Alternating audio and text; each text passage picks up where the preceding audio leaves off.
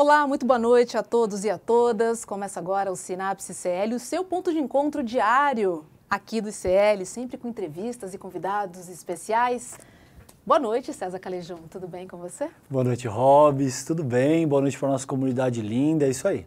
Você é jornalista, né? Sou jornalista. Eu também sou jornalista, então o papo hoje vai ser entre coleguinhas.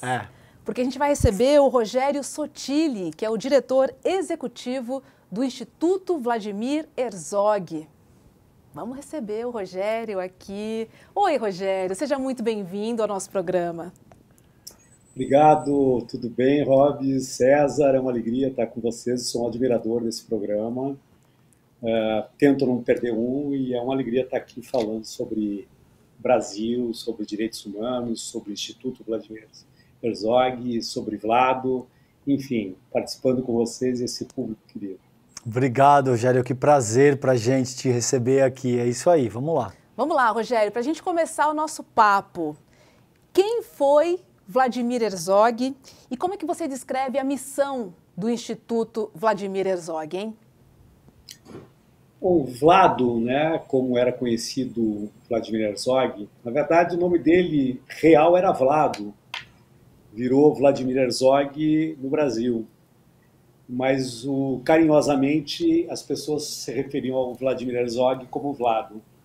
O Vlado era um jornalista que acreditava na liberdade, acreditava na democracia, acreditava na paz, e era, sobretudo, um jornalista que estava se preparando para deixar o jornalismo, porque o grande sonho dele era ser cineasta. Ele sempre foi uma pessoa muito ligada ao cinema, foi uma pessoa que tinha uma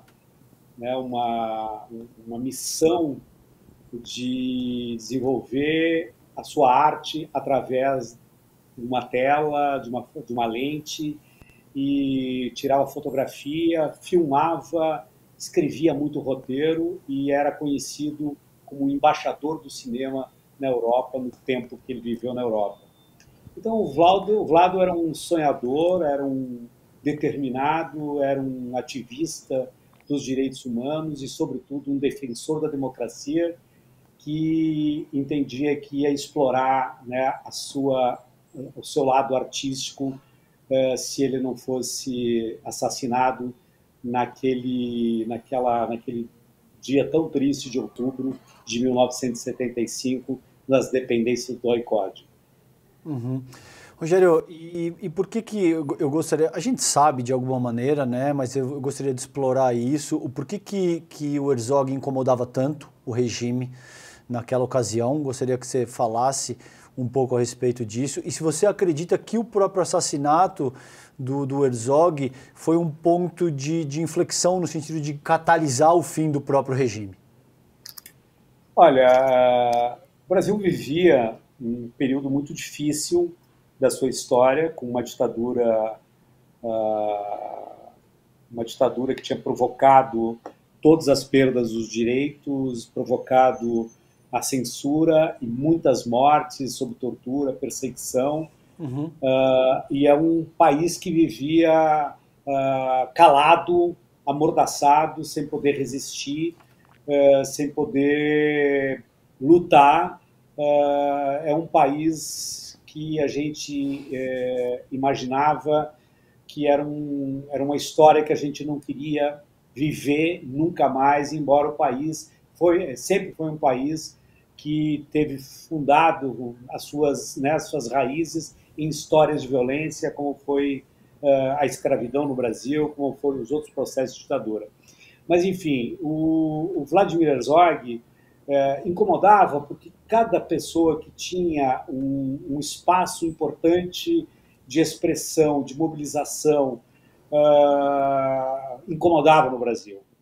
Mas, sobretudo, eles tentaram dar um susto no Vlado. Imagino que eles não tinham intenção de matar o Vlado porque sabia que teria uma repercussão, porque o Vladimir Herzog era, naquele período, diretor de jornalismo da TV Cultura, era uma pessoa que já tinha uma trajetória muito grande pelo jornalismo no Brasil e no mundo, ele já tinha trabalhado na BBC de Londres, na revista Visão, no Estadão, enfim.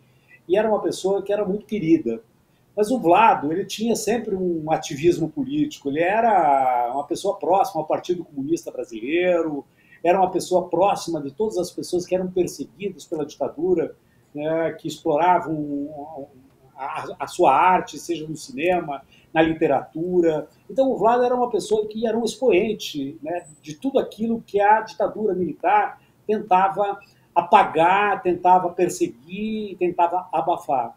Mas sabia, acredito eu, de que o Vlado ele era uma pessoa que se morresse poderia ter provocar uma reação muito forte no meio da mídia. E a própria ditadura naquela época estava começando a viver um debate interno se era o momento de dar uma desacelerada no processo de repressão, de tortura. Tinha um racha entre os militares em relação a isso. Acontece que o Vlado se apresentou de forma voluntária, porque eles tinham sido procurado ele na TV Cultura. O Vlado não estava e ele se apresentou no dia seguinte para prestar depoimento e nunca mais saiu. Né? Fizeram um processo de tortura muito forte, como faziam com muita gente. O Vlado provavelmente não era uma pessoa que tinha uma resistência física e de saúde como outras pessoas que resistiram a muito processo de tortura e acabou morrendo sob forte tortura naquele dia, no dia 25 de outubro de 1975. Então, aquilo provocou uma grande comoção. O próprio Sindicato de Jornalistas, sob o comando do Audálio Dantas, na época, chamou uma grande mobilização no sindicato, depois resolveram, né, porque o próprio Dom Paulo Evaristo Arnes resolveu fazer um ato ecumênico no dia 31 de outubro, logo depois da morte do Vlado, para que fizesse um protesto contra a morte do Vladimir Herzog e querendo pôr um fim na ditadura militar.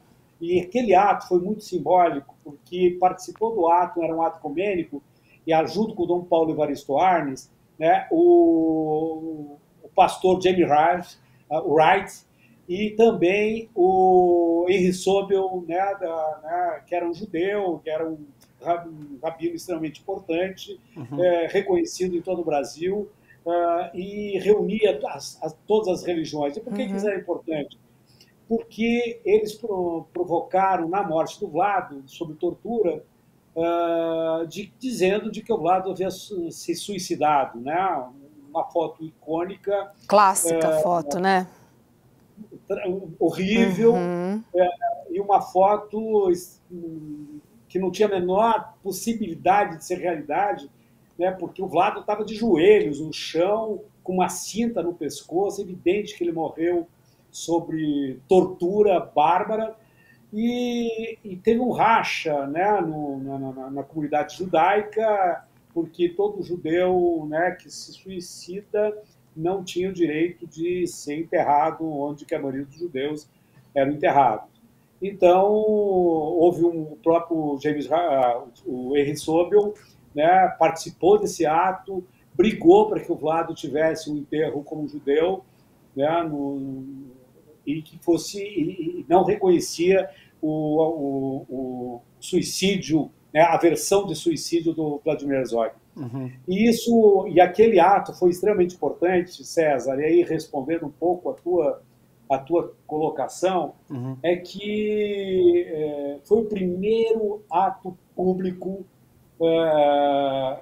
contra a ditadura militar que reuniu mais de 8.000 pessoas na Praça da Sé.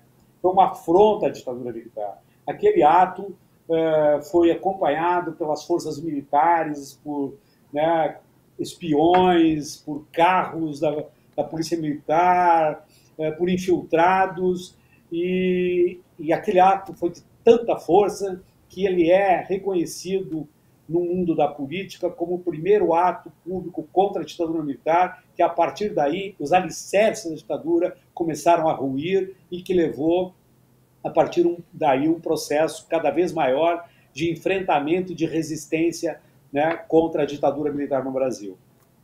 Você sabe, César, que o Rogério está contando que o Vladimir Herzog foi diretor da TV Cultura, né? E eu me lembro que a redação da TV Cultura se chama Vladimir Herzog. Né? Eu trabalhei lá por alguns anos e tive a felicidade, né, de frequentar aquele espaço, aquele lugar em que eu me formei praticamente. Então, eu sou muito grata ao Vladimir Herzog, entre tantos outros agradecimentos, de estar ali naquele lugar que realmente significa muito, né, para quem defende a liberdade de expressão, a democracia e também os direitos humanos. E, Rogério, aproveitando, né, qual é a função do Instituto Vladimir Herzog no sentido de promover, né, ou de assegurar a liberdade de expressão e também na promoção dos direitos humanos, hein? Olha, Robes, o Instituto ele tem como a sua grande missão defender o legado da vida e da morte do Vladimir Herzog, que é, sobretudo, a defesa da democracia. E nós estamos ainda num processo, o Instituto ano que vem completa 15 anos de existência, mas ele está em pleno processo de adequação sobre a sua missão, e a gente está experimentando várias formas de defender esse legado do Vladimir Herzog. E eu vou te contar o seguinte: quando você fala da TV Cultura, por onde você passou e tem essa lembrança carinhosa e linda do Vlado, né? O Vlado tinha um grande amigo no jornalismo, um amigo de toda a vida, que acompanhou com ele em várias redações, na BBC de Londres, e estava na Cultura também, que é o Fernando Pacheco Jordão. Tá? E o Fernando Pacheco Jordão, depois da morte do Vlado, ele acabou se envolvendo muito no apoio a Clarice Herzog, que tentou fazer de tudo para se conseguisse fazer justiça ao caso Vlado, ao responsabilizar os assassinos de Vladimir Herzog, que a morte do Vlado foi liderada por o brilhante Ustra, que era o grande ídolo do ex-presidente da República, que fez uma homenagem a ele no dia da sua posse, o ex-presidente Bolsonaro. Então, assim, o Fernando Pacheco Jordão, depois dessa luta da Clarice, somado a ele, o Fernando ajudou a criar o Instituto Vladimir Herzog. E uma das questões extremamente importantes que o Instituto tem hoje como uma herança do Fernando Pacheco Jordão, que também já faleceu, foi a criação do Prêmio Jovem Jornalista Fernando Pacheco Jordão, que é um prêmio nacional para estudantes de jornalismo de todo o Brasil, que apresentam pautas vinculadas aos direitos humanos, e a pauta vencedora, nas várias linguagens jornalísticas, seja ela revista, TV, rádio, redes sociais, enfim, as várias linguagens de expressão jornalística, eles são premiados e os vencedores viabilizam sua pauta. Só que a construção do projeto, pensado pelo Fernando Pacheco Jordão, é um projeto de um processo. O prêmio leva 6 meses, porque ele é construído, essa pauta, em grupos, com grupos de 3, 4, 5 estudantes. Tem um orientador que é da Faculdade de Jornalismo, lá da sua Faculdade de Jornalismo, e tem um mentor, que é um jornalista daqui, ligado ao Instituto Vladimir Herzog, que é uma referência do jornalismo em nível nacional e tal, e ajuda a fazer toda essa mentoria, essa construção dessa pauta. E é um processo incrível, porque eles debatem na faculdade, eles constroem a pauta, os vencedores vêm para São Paulo, defendem, eles fazem um debate com a mentoria aqui, e aí eles depois elaboram e produzem essa pauta. Essa herança deixada pelo Fernando Pacheco Jordão faz parte de uma das atribuições importantes do Instituto Vladimir Herzog, que é o processo da defesa da liberdade de expressão, do jornalismo independente, autônomo, e entre outros projetos também que tem tudo a ver com a democracia. Se a grande missão do Instituto Vladimir Herzog, que era a grande missão né, e o grande legado de Vladimir Herzog, que é a defesa da democracia, nós não podemos pensar uma democracia sem liberdade de expressão, sem uma imprensa livre, sem uma imprensa completamente independente. Então, nós precisamos trabalhar com o jornalismo na perspectiva de valorizar cada vez mais a imprensa independente, a imprensa com qualidade, a informação com qualidade, e o jovem, e nada melhor fazer isso com estudantes de jornalismo. Então, esse é um dos legados. E temos outros na área de liberdade de expressão. O Instituto Vladimir Herzog tem o prêmio Vladimir Herzog, que é o prêmio mais importante de jornalismo do Brasil. Esse prêmio completou 45 anos. Só que ele não é um prêmio do Instituto Vladimir Herzog. Tem 10 organizações do Brasil que participam da organização do prêmio. Sindicato dos Jornalistas, a FENAGE, a Abrage, a Repórter Sem Fronteira, Artigo 19, a Comissão Justiça e Paz, enfim, são uma quantidade bastante grande de organizações. Mas o Instituto preside o prêmio Vladimir Herzog nesse momento e a gente organiza, junto com o apoio dessas organizações, o prêmio Vladimir Herzog. E é um prêmio extremamente importante porque ele também busca valorizar, né, a boa reportagem que tem um olhar dos direitos humanos.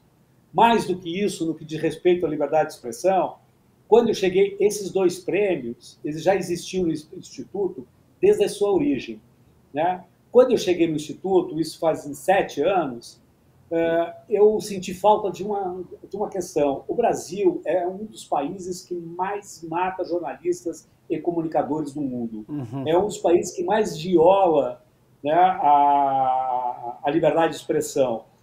E o Vladimir Herzog foi assassinado porque, né, porque queria exercer o seu direito à liberdade de expressão, queria exercer o seu direito à defesa da democracia. Então, eu não consigo conceber como é que um instituto, né, que veio para defender o legado do Vladimir Herzog, que teve o Vladimir Herzog assassinado por defender a liberdade de expressão, e vivendo num país onde que uma grande quantidade de jornalistas e comunicadores são assassinados, o Instituto não olhava para isso. Sim. Então, nós começamos a construir um processo de construir uma rede de proteção a jornalistas e comunicadores ameaçados de morte.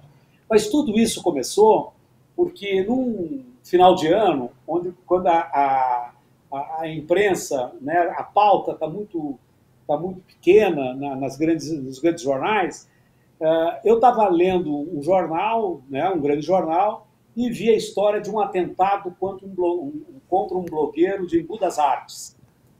Aí eu peguei, o cara foi metralhado de moto de madrugada, e aí eu descobri na leitura que o cara não tinha morrido, eles pensaram que tinha matado o cara, ele se escondeu, ele fugiu, estava escondido, com medo e tal, né? E eu disse, eu preciso encontrar essa pessoa. Eu fiz uns contatos que eu tinha em Embu das Artes e consegui chegar nele. E convidei ele, se ele não queria vir até o Instituto Vladimir Herzog, conversar com a gente, para a gente pensar uma forma de poder ajudar e poder proteger ele, porque ele estava ameaçado de morte. E ele veio, né? Ele chegou lá, muito assustado, e na hora ele contou tudo o que aconteceu, o porquê que ele estava sendo... Né? Ele fazia uma denúncia no blog dele contra a gestão do prefeito, né, de corrupção, de desvio, né, nos contratos de saneamento básico, e o presidente da Câmara, que era aliado do prefeito, já tinha ameaçado ele, e ele tinha certeza que tinha envolvimento com os dois. Ele estava com medo, né? E aí a gente conversou e disse, olha, né, a gente pode te ajudar, né? E se ele estava disposto a aceitar ajuda. E na hora eu liguei para um amigo meu, que era do Ministério Público, que ligou para o Ministério Público de Embu das Artes, que já entraram em contato com ele. Nós ligamos para os advogados, eu liguei para a grande imprensa, para o Globo, para a Record, para a TV Gazeta, os contatos que a gente tinha. Eles foram lá para o Instituto, porque a gente entendeu que dar visibilidade era uma forma de proteção. Enfim, a gente fez vários movimentos, né, e ele se sentiu muito acolhido. E não existia nada no Brasil que pudesse acolher as pessoas que estavam ameaçadas. Esse é o nosso papel. Sim. Isso que nós temos que fazer. Então, hoje, nós construímos uma rede de proteção a jornalistas e comunicadores ameaçados de morte. Nós temos nessa rede 120 organizações de todo o Brasil, e ela é interessante porque ela é jornalistas e comunicadores. Sim. Porque tem jornalista que acha que comunicador, que faz a rede social, blogueiro, ou como a rádio comunitária não é jornalista porque não tem diploma. Não, a gente entende isso e geralmente esses são os mais atingidos porque eles estão lá na Amazônia, ele é ativista de direito ambiental e está sendo sofrendo ameaça de morte. Então essa é uma outra característica, né, de trabalho que a gente desenvolve no que diz respeito à liberdade de expressão. Rogério, eu quero falar a respeito da ascensão da extrema-direita, eu vou para isso em seguida, mas eu quero aproveitar o teu ensejo para uma outra questão que me é muito cara. Quando a gente fala de democracia, a gente tende a assumir que esse é um valor absoluto, que ou se pratica, ou se aplica, ou não se aplica. E como eu vejo, existem níveis de densidade de democracia. Você tem maior ou menor densidade considerando aquilo que é uma democracia. Eu classificaria o Brasil como uma democracia de baixa densidade, porque você tem uma disparidade social violenta, o índice de Gini mede isso, IDH e esse tipo de coisa. Então, para caracterizar uma democracia de alta densidade, você precisaria considerar fatores que transcendem a liberdade de imprensa, que transcendem direitos civis, liberdades individuais. Tudo isso, evidentemente, é o substrato que conforma os valores mais basilares para a gente começar a falar de democracia. Mas no sentido de aprimorar a nossa democracia, a gente precisa de projeto que seja capaz de endereçar todas as questões endêmicas, estruturais que a gente tem no Brasil. Como é que o Instituto sente essa questão que eu acabei de te colocar aqui? César, isso é uma questão de fundo, né? O Brasil, né, a Constituição brasileira é uma Constituição extremamente moderna, importante, embora ela seja um terço de artigos, uma coisa intermináveis, né?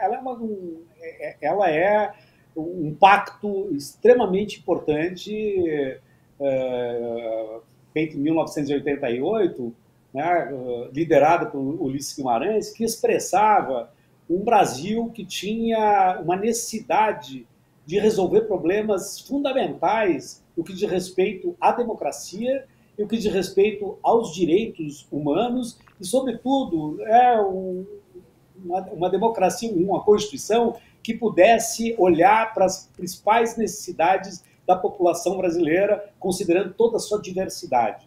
Eu acho que é uma Constituição, embora grande demais, moderna e refletia um pouco a preocupação que se pretendia fazer. E o fato é, César e Robes, que o Brasil nunca enfrentou um problema estruturante, crucial da sua história, que eu acho que está por baixo de todo esse problema que nós estamos falando, que reflete nessa democracia de nível baixo que você aponta aqui, que eu concordo plenamente. O Brasil, em toda a sua história, nunca enfrentou o seu passado. Né? O Brasil foi fundado por uma agressão e uma invasão europeia no Brasil, que promoveu um genocídio indígena. E o que a gente tem de justiça e de memória sobre isso é homenagem aos violadores de direitos humanos, aqueles que mataram os indígenas. Uhum. Então, assim, basta ver as autoestradas que nós temos no Brasil, em São Paulo, né? Bandeirantes, Raposo Tavares, Borba Gato, Fernão Dias. Fernão Dias. Então, assim, como é que você... Né, qual é o sinal que você passa para as pessoas e para as gerações futuras sobre isso? Né? Primeiro passo que tem um esquecimento, vamos deixar para lá. E o outro sinal é o seguinte, pode fazer que um dia você também será anistiado, um dia você vai ficar impune. Esse é o sinal. E nós passamos quase 4 séculos de escravidão da mesma forma, promovendo um massacre, né? E tem as marcas da escravidão nos dias de hoje. E o que nós fizemos em relação a isso? A mesma coisa. Homenageamos os escravocratas, os violadores, os assassinos. E isso aconteceu com as duas ditaduras, a ditadura de Vargas e a ditadura de 64, a ditadura militar, civil-militar. Da mesma forma, né, foi promovida uma grande impunidade. Essa impunidade, né, é uma sinalização que você pode invadir o Palácio Alvorada, que você pode invadir o Supremo Tribunal Federal, que você pode invadir o Congresso Nacional, que não vai acontecer nada. Né? Então, é isso, é um Brasil da impunidade, é um Brasil que não trabalhou a sua memória, é um Brasil do esquecimento, é um Brasil que carrega as marcas e vive uma cultura de violência. Então, Vladimir Herzog lutou a vida inteira contra a violência. E ele é uma pessoa que já tinha as marcas da violência do seu passado, mas ele, né, o que aconteceu de lá para cá e o que está acontecendo agora é a mesma coisa. Com um acordo com os militares, o próprio governo está com muita cautela em enfrentar questões fundamentais em relação aos militares. Então, assim, o Brasil nunca fez uma justiça de transição, nunca responsabilizou, né, os assassinos, né, os que cometeram crime de lesa humanidade, e isso autoriza para que aconteça novos crimes. Então, nós temos, sim, né, corremos riscos seríssimos de viver novos 8 de janeiro no futuro, se a gente não enfrentar essa questão. Né? E quando eu falo enfrentar... Sim? Pode falar, Rogério, desculpas. Quando eu falo enfrentar essa questão, né, quando eu falo em justiça e transição, eu estou dizendo que a maioria dos militares, Brilhante Ustra, está morto, sabe? A grande maioria dos militares morreu, né? O Urió morreu recentemente, são todos torturadores. Então, assim, a gente não imagina, cada um faz a justiça e transição que é possível fazer. O que nós precisamos fazer é que, assim, a África do Sul, né, ela fez o quê? Ela identificou todas as pessoas que cometeram, né, crimes, que participaram do apartheid. Sim. E identificaram elas e tinha a placa, aqui mora fulano de tal, que é responsável pela morte de tantas e tantas pessoas. Você trabalhou a questão da memória, é uma justiça de transição. E no Brasil, não. Então, assim, eu costumo advogar de que a história está nos oferecendo mais uma oportunidade de enfrentar esse passado. Né? O que aconteceu no dia 8 de janeiro, e eu acho que o relatório da senadora Elisiane Gama, né, onde aponta os responsáveis, é um relatório preciosíssimo, da primeira qualidade, de uma mulher, de uma relatora corajosa, ela aponta isso. Isso significa uma oportunidade para a gente fazer justiça e sinalizar para as gerações futuras de que quem comete crime, como foi cometido por o governo passado, seja na Covid, né, seja nos atos de vandalismo no dia 8 de janeiro, precisam ser punidos. E os generais que comandaram aquelas tropas, que pactuaram, que participaram de forma direta ou indireta, devem ser responsabilizados para isso ser o exemplo que nós precisamos para o Brasil, para as gerações futuras. Com certeza. Precisamos de um desdobramento urgente, né, do relatório da CPMI, do golpe de 8 de janeiro, porque fica muito claro, Rogério, que o que a gente vive hoje são as sequelas da anistia. Né? Sim. São onde não foram cumpridas políticas de memória, de verdade e principalmente a justiça. E aí o que acontece? Né? Um permanente ataque à democracia. Uhum. Porque são feridas abertas. Sim. Que não foram resolvidas. Então, assim, eu concordo muito com você quando você insiste, principalmente nesse relatório da CPMI, né, principalmente em todos os processos que estão no STF, né, que os mandantes, os financiadores, ou seja, toda a cadeia seja identificada, porque a gente entende quem entrou, o que fez, o que quebrou, mas existem muitas pessoas por trás que ainda não apareceram. Claro. E a gente precisa ir a fundo nessa história. Não dá mais para o Brasil só olhar o que está raso. A raia miúda. Exatamente. é um basta. Só assim a gente vai resolver essa história de uma vez por todas, né, César? Total. E aí, Rogério, eu acho que eu aproveito o ensejo aqui da Hobbes para a gente te ouvir um pouco. Como é que é essa ascensão da extrema-direita de cariz neofascista ao longo dos últimos 10 anos afetou o trabalho do Instituto, afetou o teu trabalho? Porque a gente sabe que um dos pilares dessa extrema-direita é atacar a liberdade da imprensa, é atacar os valores que sustentam a nossa própria república, a nossa democracia, e o Instituto prima por defender esses valores, né? Como é que foi? Como é que vocês vivenciaram isso no Instituto Vladimir Herzog e como é que vocês experimentaram toda essa onda de ataque e violência que foi promovida, principalmente a partir da ascensão do bolsonarismo ao longo dos últimos anos? Foi um processo muito difícil, mas eu vi como foi uma grande oportunidade que foi oferecido para nós no Instituto para se recolocar. Você sabe que até o governo Bolsonaro, o Instituto Vladimir Herzog, ele era um instituto que desenvolvia alguns projetos de educação e direitos humanos e tinha os prêmios de jornalismo. Sempre uma agenda muito positiva e tal, mas não era um instituto que tinha como uma das suas linhas de atuação a incidência política. Quer dizer, o governo Bolsonaro, né, foi os horrores promovidos pelo governo Bolsonaro foram tantos. E a agressão que o Instituto Vladimir Herzog começou a sofrer durante o governo Bolsonaro, né, desqualificaram o Instituto Vladimir Herzog como o CIP, que era nós tínhamos éramos o CIP há muitos anos, o Ministério da Justiça que nos desclassificaram. E isso impôs algumas mudanças para o Instituto Vladimir Herzog.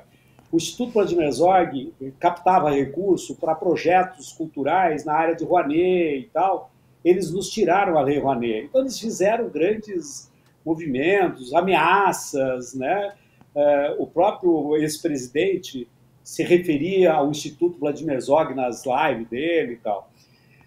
Bom, mas isso foi colocando para nós, né? Isso não foi nenhum grande problema. Começou a colocar gente numa outra vibe, né? E o Instituto começou a assumir um papel.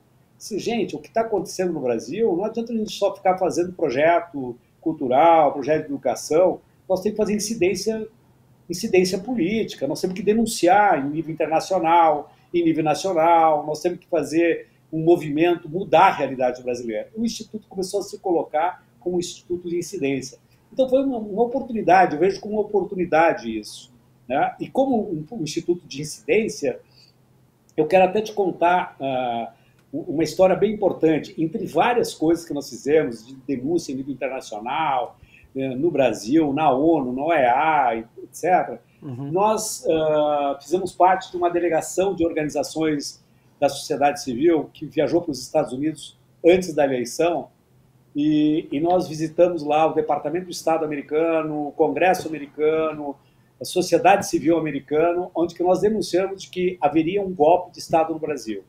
E era essa a tentativa do que o ex-presidente estava tentando. Em cima de quê? Né? Ele estava armando o Brasil, né? Dividiu o Brasil com uma cultura do ódio absoluto.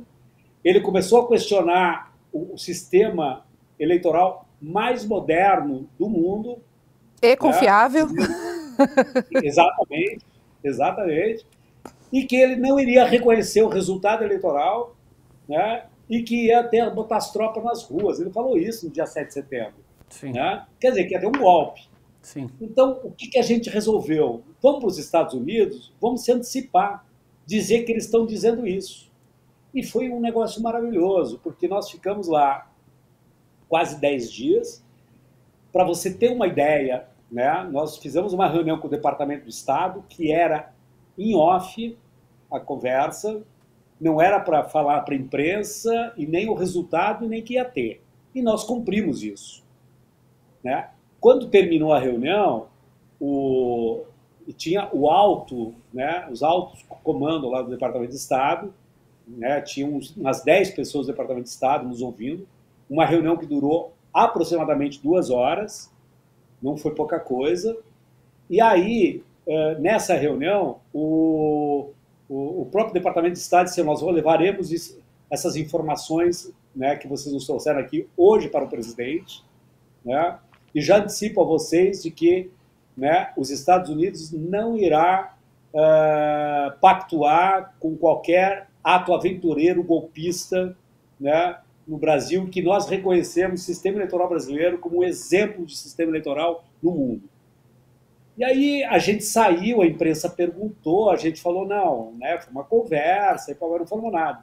Em seguida, nós fomos surpreendidos pela imprensa americana que o Departamento de Estado soltou uma nota oficial. Né? No dia seguinte, o ministro da Guerra americano mandou um recado para os militares brasileiros, dizendo a mesma coisa. Então, isso foi muito importante essa incidência política. Uhum. E entre essas conversas, né, nós estivemos com o deputado Raskin, James Raskin, que era o presidente da CPI da invasão do Capitólio. E aí foi uma conversa muito boa, contamos para ele. Tá? No final, eu lembrei de um fato de que a gente não tinha tocado, né? E estava quase terminando a reunião. E aí eu falei assim, ó, deputado, tem uma informação que talvez seja interessante. E aí eu disse, olha, o deputado Eduardo Bolsonaro, filho do presidente, né, da época, acompanhou a invasão do Capitólio.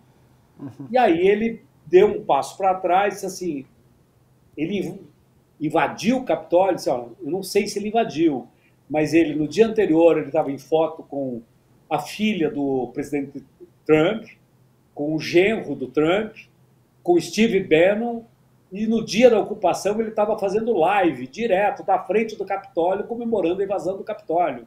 Então é evidente para mim que ele era um ator que ele estava acompanhando a invasão do Capitólio. Sim. E ele, na hora, assim, nós vamos citá-lo, nós vamos... Né, e isso, talvez, ele falou exatamente essas palavras. Talvez esse era o ponto que faltava para denunciar uma grande articulação do movimento autoritário contra a democracia no mundo, da extrema-direita no mundo. Bom, e aí foi maravilhoso, né, esse resultado. Voltando para o Brasil, depois da eleição, né, eu resolvi fazer um pequeno movimento por conta própria. Comecei a entrar nos jornais e tal, dando Google aqui, lá e tal, e comecei a ver nos vários movimentos autoritários que aconteciam na América, né? Dos Estados Unidos ao Brasil, Uruguai e Argentina. E eu comecei a identificar que nesses lugares alguns nomes apareciam em todos eles, né? E na invasão do Capitólio nos Estados Unidos, no México, na questão da Constituinte no Chile, né? No Brasil, no Paraguai, né? Na Argentina, e eram vários nomes, entre eles Eduardo Bolsonaro, que tinha ido para a Argentina, né? Para o México, para o Paraguai, para a Bolívia, né? Então, assim, essas pessoas apareciam. Inclusive, né? O que coordena a comunicação do Milei hoje é a mesma pessoa que assessorou o Bolsonaro aqui e esteve, né, comandando a campanha da direita na Constituinte no Chile e esteve no México, né? Então, assim, você percebe... Qual o nome, Rogério, da pessoa? Qual o nome da pessoa? Te convém dizer o nome ou não? Ou você não lembra? Não, eu preciso encontrar aqui o nome, eu posso... Não, Fernando... Eu esqueci o sobrenome. Isso! Eu acho que é uma coisa assim. Isso. Sim. Eu acho que é esse nome aí, tá? Eu tenho, porque eu fiz esse mapa, né? E de fato, né, a gente acha que tem que ter uma articulação das forças democráticas, e quando eu faço forças democráticas, eu não estou falando de ONG apenas, né? Eu não estou falando de partidos de esquerda, as forças democráticas do mundo inteiro, que pode ser de direita, inclusive. Né? A democracia comporta as mais diferentes forças, né, de expressão política. Né? Tem que ter um movimento contra o autoritarismo né, no mundo, no Brasil, no mundo, onde quer que seja. E esse movimento, e a narrativa era a mesma. Pode acreditar, se o Milei perder as eleições, ele já está dizendo em fraude no primeiro turno, sabe? A narrativa é a mesma, né? Ela então, se replica. Exatamente. Né? Rogério, eu queria voltar a falar um pouco dos jornalistas, que acho que é um tema muito caro aqui também para todos nós. Eu estava lendo uma pesquisa, me preparando aqui para a nossa entrevista, dizendo que no ano de 2022, 44 jornalistas foram assassinados na América Latina e no Caribe. Tá. E 2 dados me chamaram a atenção nessa reportagem. Primeiro, dizendo que os assassinatos não aconteciam durante o trabalho, ou seja, os jornalistas eram surpreendidos de férias ou passeando, enfim, fora do ambiente de trabalho. Tá. Esse foi o primeiro dado que me assustou. E o segundo que eu queria muito entender com você, Rogério, é quais são os principais motivos que levam aos assassinatos dos jornalistas? São matérias investigativas, denúncias? Onde é que você vê o maior índice de assassinato de jornalistas? Em quais editorias, em quais assuntos, quais temas? Olha, Robs, isso é muito diverso, né? Não tem por exemplo, né? Tem um outro crime impune que deve estar completando uns 15 anos ou mais, né? É de um radialista de Goiânia, né? Que foi assassinado pelo presidente do Esporte Clube Goiás, porque o cara, né, fazia muita crítica ao Esporte Clube Goiás e falava de denúncias de corrupção no Goiás. E o cara mandou matar ele e tal. Então, assim, agora, todas as violências, seja elas, né, que tentam matar, como assédio judicial, né, elas se dão, né, por um processo de denúncia, né? Mas por trás disso porque uma coisa é você viver a violência, né, numa situação de guerra, né? A outra coisa é como esses países, né, da América Latina têm dificuldade de conviver com a crítica, têm dificuldade de viver com a opinião, com a diferença, e não consegue conceber, né, a imprensa, a liberdade de expressão como um instrumento extremamente importante, né, da democracia no mundo. E o que é mais grave, Robs, né, você sabe que como é difícil você envolver os grandes meios de comunicação, né, na denúncia contra a violência contra os jornalistas, né? Você faz atividades para debater a questão da liberdade de expressão ou a violência contra os jornalistas, parece todo mundo, mas ninguém da Folha, ninguém do Globo, né, ninguém do Estadão, né? É uma coisa impressionante, né? É evidente que esses jornalistas, eles estão mais bem amparados. Nunca vou lembrar, o Juca Kfouri, num evento nosso, ele foi, bom, gente, aqui, ó, eu tenho os melhores advogados do mundo, do Brasil, para me defender contra assédio judicial, contra, né, as violências, eu sou bem amparado, né? Não é o que acontece no interior, né, e nos jornais menores.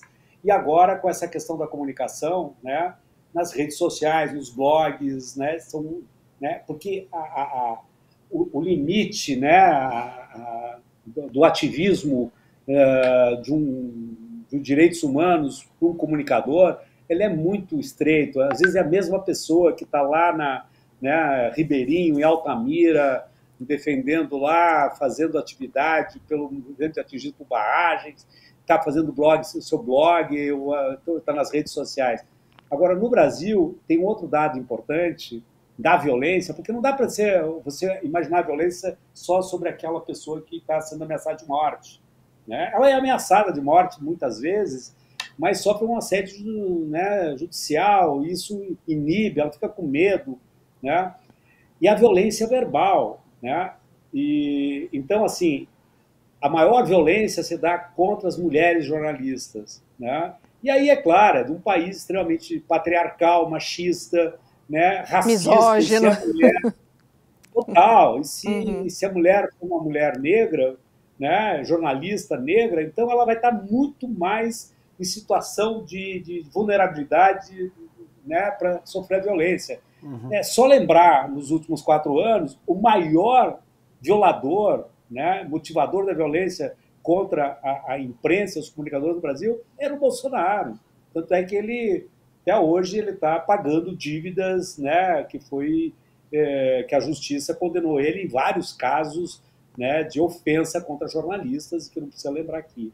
Ganhou umas anistias também, né? Principalmente do governador de São Paulo. Mas tudo bem, né? Levou algumas facilidades, infelizmente. Infelizmente. Querido, a gente tem aí... Pode ser que o governador de São Paulo ainda ofereça alguns prédios públicos para homenagear outras pessoas. Ele já fez isso, né? O Erasmo Dias, né? Exatamente. Nome né? de ponte, estação de metrô, enfim. A lista pode ser só que o Bolsonaro tenha ainda algum espaço público, né? Esse legado histórico, cultural dessa veia autoritária, assassina, a qual você se refere muito bem na tua fala nesse programa, que a gente precisa ser capaz de combater. Agora, Rogério, a gente tem famílias de pessoas que desapareceram na ditadura, que estão pressionando o governo Lula pela retomada dos trabalhos da Comissão Especial sobre Mortos e Desaparecidos Políticos.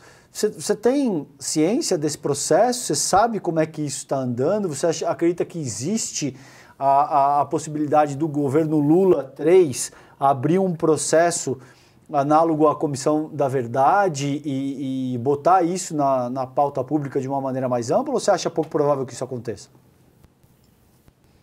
Olha, eu acho que o governo Lula, né, esse governo Lula, né, está sendo encarado pelo presidente Lula como um governo de transição, né, onde que ele vai ter que conviver por um bom tempo com o desmonte do Estado brasileiro, né, com o desmonte da máquina pública, com um país ainda quase dividido, né? Essa divisão ela está perdendo um pouco o fôlego, com um Congresso mais conservador da história do Brasil,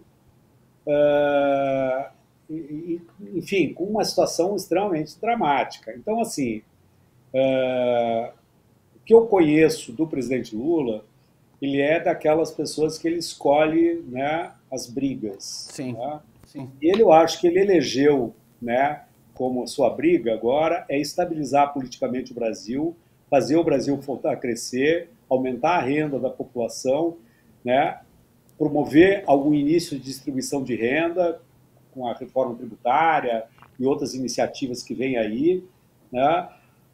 E isso é extremamente importante. E talvez ele imagine, né, um governo de transição para que um outro governo, em outro momento, né, ou a reeleição dele, ou quem vier, né, depois dele, né, possa produzir e promover algumas mudanças mais estruturais. Eu acredito que é isso que ele esteja fazendo. Agora, nisso vem a importância do papel da sociedade civil, porque eu tenho maior solidariedade a esse entendimento do presidente Lula e sobre as dificuldades com que ele está vivendo, né? Mas eu acredito que ele não pode deixar de lado agendas extremamente importantes para a democracia brasileira. E nós, como sociedade civil, nós vamos cobrar isso do governo do presidente Lula, nós vamos denunciar quando tiver qualquer desvio em relação a isso, e nós esperamos que nós acreditamos que essa é uma forma importante da sociedade civil, né, participar, cobrando do governo e ajudando o governo, né? O próprio presidente Lula já disse várias vezes, né, de puxar saco eu já estou cheio, não preciso. Eu preciso de gente que cobre, porque senão tem um lado que está cobrando. O lado do negócio, hoje eu vi, hoje ou ontem, não lembro, né, o agronegócio fazendo uma análise de não sei quantos bilhões de reais eles perdem, né, com essa onda de calor que está existindo, né, no Brasil. Né? Bom, mas o agronegócio, eu quero ver ele também, né, discutir, né, o aquecimento global, né, o efeito estufa, né, a questão do gado, a questão da... Então, assim, ou você começa a enfrentar algumas questões importantes, né, ou não vai ter mais volta. E na questão da impunidade, a questão dos militares, a questão da memória no Brasil, não tem mais espera. Precisa fazer com todo o cuidado que precisa fazer. Ninguém está querendo botar fogo no circo, mas precisa enfrentar isso. E este governo, né, do presidente Lula, o terceiro governo, não está enfrentando essa questão. E eu acho que a questão climática é outro problema importante. Eu acho que o governo está atuando de forma muito mais afirmativa, muito mais determinada na questão climática. Mas não é o suficiente. O que nós estamos vivendo hoje, né, eu não sei o que vai sobrar da gente no futuro. Né? Então, assim, ó, são questões importantes que tem que enfrentar essa questão do petróleo, né? Tem que enfrentar essa questão, né, das, né, novas fontes energéticas, enfim. Eu acho que o governo está fazendo exatamente, sabe? Eu acho que tem que enfrentar, são duas questões fundamentais, né, para que você possa mudar e ter esperança para o Brasil e para o mundo. E, Rogério, só para a gente finalizar, né, dia 25 de outubro foi o dia que o jornalista Vladimir Herzog foi assassinado, né? E também teve uma campanha para oficializar o dia 25 de outubro como o Dia da Democracia. Queria entender com você se esse projeto virou e qual a importância a gente ter esse dia aí marcado no nosso calendário brasileiro. Robes, é importante dizer que a melhor lei, né, é aquela que, de alguma forma, ela oficializa algo que já vem, né, sendo construída pela sociedade de forma espontânea. Né? Então, dia 25 de outubro já começa a ser reconhecido, né, pela sociedade brasileira como o Dia da Democracia, em homenagem ao Vladimir Herzog e a todos aqueles que morreram e lutaram em defesa da democracia. Né? O nome do Vladimir Herzog, ele é um nome icônico, representa, né? Mas assim, é uma homenagem a todos aqueles, né, que não é só o Vladimir Herzog, é a todos aqueles que morreram e lutaram, né, em defesa da democracia. O Instituto Vladimir Herzog não propôs essa data. Essa data está sendo construída há anos. Então, por exemplo, o Tribunal Regional Eleitoral de São Paulo, né, há mais de 2 anos, tem o Dia da Democracia, o dia 25 de outubro, em memória ao Vladimir Herzog. A Universidade de Juiz de Fora tem o dia 25, né? A OAB de não sei aonde tem. O Rodrigo Pacheco, presidente do Senado, já deu discurso ano passado fazendo referência ao dia 25. Então, assim, tem dezenas e dezenas, talvez centenas, vários centros acadêmicos, né, que reconhecem o dia 25 como o Dia da Democracia. Então, nós resolvemos fazer uma campanha para que fosse oficializado esse dia como o Dia Nacional da Democracia, até porque nesse momento em que a democracia foi tão abalada e tão ameaçada, era fundamental a gente, né, fincar essa bandeira da democracia, fazendo uma lembrança ao Vlad e todos aqueles que morreram. Então nós começamos uma campanha, né, que atingiu uma campanha de 1 mês, né? Nós tivemos mais de 10 mil assinaturas, e figuras como Chico Buarque, Carol Prone, Caetano Veloso, Gilberto Gil, Fora Gil, Sebastião Salgado, Conceição Evaristo. Então, assim, mais de 10 mil pessoas, né, que assinaram essa campanha e mais de 200 organizações de todo o Brasil, como a ABI, né, como a FENAGE, como o Sindicato de Jornalistas, como o Movimento Sem Terra, o Movimento Atingido por Barragem, enfim, mais de 200 organizações assinaram isso.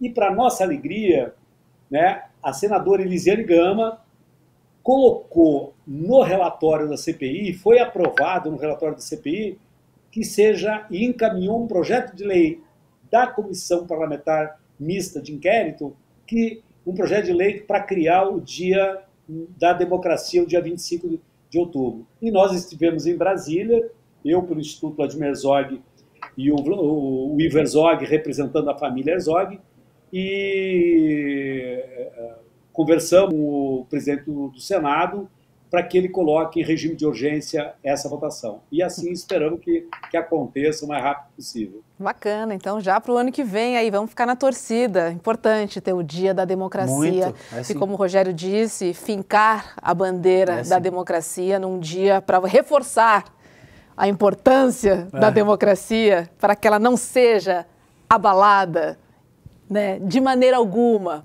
por ninguém, embora o nosso passado precisa ser resolvido urgentemente, né? A gente precisa tirar debaixo do tapete para que não exista mais essa ameaça que vive pairando, né, por aí, né, Rogério? Tá certo. Obrigada, Rogério Sotili, né, diretor executivo do Instituto Vladimir Herzog. Foi um prazer receber você aqui e trocar essa ideia aí importante, falar sobre democracia. Falar sobre os nossos colegas jornalistas, liberdade de expressão, que para o CL é tão caro, né? Nós vivemos sendo ameaçados aí, né, nos últimos meses também, enfim. Temos que preservar aí o nosso direito à luta, né, e a liberdade de opinião e expressão. Obrigado, viu, Rogério? Aprendemos muito contigo hoje. Obrigado a vocês. Aqui. Foi uma alegria, um papo gostoso e conte comigo sempre. Quando precisar, quero voltar aqui. E, enfim, vamos na defesa da democracia e da liberdade de expressão sempre. Beijão. Estamos juntos. Vocês. Obrigada, Valeu, Rogério. Um abraço, querido. Boa noite. Boa noite. Você sabe, César, durante o nosso papo eu fiquei lembrando também dos jornalistas que morrem em coberturas, né? A guerra, né? O conflito entre o Hamas e Israel. Quantos jornalistas perdemos? Né? Quantos familiares de jornalistas morreram? Sim. A própria liderança da Al Jazeera teve a família inteira exterminada num ataque israelense. Né? Pessoas que estavam cumprindo a sua profissão ali da melhor forma possível, com um coletinho escrito press. Né? Tem uma fala icônica de um dos jornalistas tirando aquele aparato que o identifica como jornalista e dizendo: nós todos vamos morrer aqui, é só uma questão de tempo. E a âncora chora no ar. Então não é fácil, principalmente nesse tipo de situação, no que está acontecendo no genocídio do povo palestino, é brutal. É brutal e essas pessoas de fato são muito corajosas. A nossa própria Elô Vilela foi lá fazer o trabalho dela com muita coragem e tal. Então não é brincadeira e daí a importância de ter figuras como Rogério, instituições como o Instituto Vladimir Herzog. Muito bom o papo hoje, aprendi demais aqui hoje. Bacana, né? Porque são profissionais que trabalham para trazer informação, se arriscam, né, para trazer informação e muitas vezes revelam um submundo aí que vive escondido. Exatamente. Né? Então a função do jornalista é muito importante. Né? São pessoas que trabalham para pessoas. Isso. Vamos lembrar a programação do ICL? Vamos lá, Robson. Que começa às 7 da manhã com o Leandro Demore, das 7 às 8 no seu Desperta. E logo depois tem ICL Notícias, primeira edição, com o Vivian Mesquita, o William De Luca, Edu Moreira e também Rodrigo Viana, quarteto do N1. Vamos nessa? Vamos lá. Amanhã, às 7h30 da noite, a gente está aqui, hein? E a gente espera você. Beijo na alma e no coração. Boa noite. Tchau, tchau. Fiquem bem. Olá, eu sou o Eduardo Moreira, sou engenheiro civil, estudei economia na Universidade da Califórnia e passei mais de 20 anos no mercado financeiro. Eu queria convidar vocês para assistir o curso sobre economia comportamental. Um curso que tem 8 aulas, com participação de todos os alunos e alunas e vai trazer até vocês todas as explicações que a ciência hoje tem encontrado para o nosso processo de decisão. Por que a gente toma as nossas escolhas da forma como a gente toma?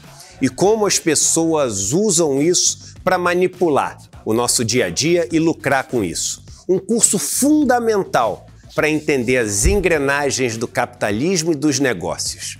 Vamos lá participar? O curso está 100% disponível para membros e membras da plataforma ICL, o Instituto Conhecimento Liberta. Eu conto com vocês nessa aula. Oi, gente, tudo bem com vocês? A gente veio hoje contar um pouquinho sobre o curso de saúde mental e cuidado que o Instituto Conhecimento Liberta está oferecendo. O curso é comigo, Bia. E comigo, Renan. Nós somos psicólogos, professores, trabalhamos com formação e com cuidado em saúde mental e a gente quer propor para vocês uma discussão bastante crítica e necessária sobre o campo da saúde mental. Nesse curso da gente, que faz parte dos mais de 200 cursos do Instituto Conhecimento Liberta, a gente vai pensar sobre as questões da saúde mental, para além da loucura, para além do adoecimento, para além da psicopatologia, pensando questões como direitos humanos, gênero, raça, classe, sexualidade. Então, venham juntos e juntas discutir com a gente. Olá, eu sou a professora Carolina Casarim, do curso Moda e Modernismo no Brasil, e nas nossas aulas você vai aprender um pouco sobre a história do modernismo no Brasil, a história da moda, as relações entre moda e modernismo e a importância da aparência não só para o modernismo, mas para a gente de maneira geral no nosso dia a dia. Por que é importante a gente entender sobre a história das roupas? Por que é importante a gente ter consciência do valor político que a aparência tem e que os nossos modos de vestir têm? Mas além disso, você vai aprender muito mais. Te espero lá!